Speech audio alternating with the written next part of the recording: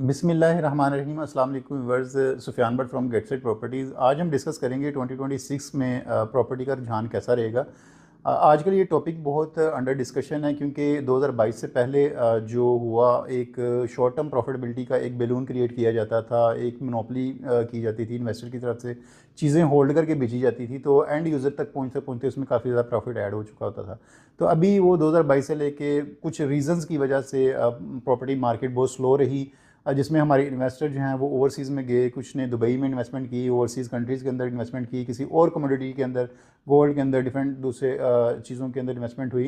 Property के अंदर काम स्लो हो गया। उसकी कुछ रीज़न्स भी थी क्योंकि एक गवर्नमेंट की चेंजिंग थी और इनकी कुछ पॉलिसीज़ थी, जिसमें सबसे जो मेन है वो आपके टैक्सेस की जो इंक्रीमेंट हुआ था, 6% तक टैक्स पहुंच गया, जिसकी वजह से इन्वेस्टर जो है ना वो इंजेक्ट नहीं हो सका इसके अंदर।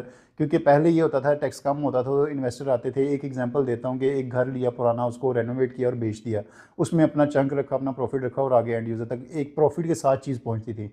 अभी के जो करंट सिनेरियो में अगर बात की जाए तो करंट सिनेरियो में ऐसा नहीं हो रहा, क्योंकि टैक्स की रेशो काफ़ी ज़्यादा है। क्योंकि जो इंटरनेशनल इदारे हैं, कुछ FATF है, जैसे IMF है, उनकी कुछ शराइत होती हैं जिसकी वजह से टैक्स के जो है वो मामला यहाँ पे इंक्रीज़ किए गए और अभी भी काफ़ी ज़्यादा टैक्स है, जिसकी वजह से इन्वेस्टर नहीं है। अभी फ़ायदा किन लोगों को है, इस पे डिस्कस करते हैं कि एंड यूज़र को इसमें ज़रूर फ़ायदा है।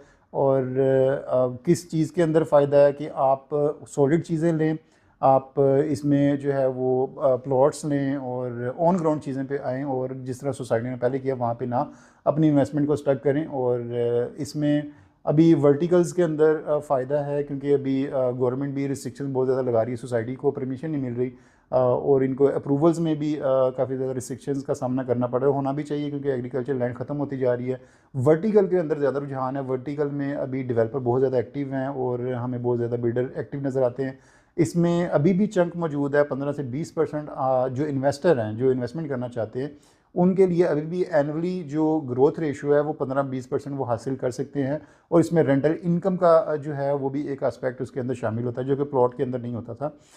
इसके अलावा अगर हम जो इकोनॉमिस्ट का डाटा देखें तो उसमें हमारी जो डिमांड है, घरों की डिमांड है, वो तकरीबन 8 लाख पर ईयर हमें घर चाहिए, लेकिन बनते जो हैं वो 2 लाख के करीब हमारी सिर्फ घर बनते हैं।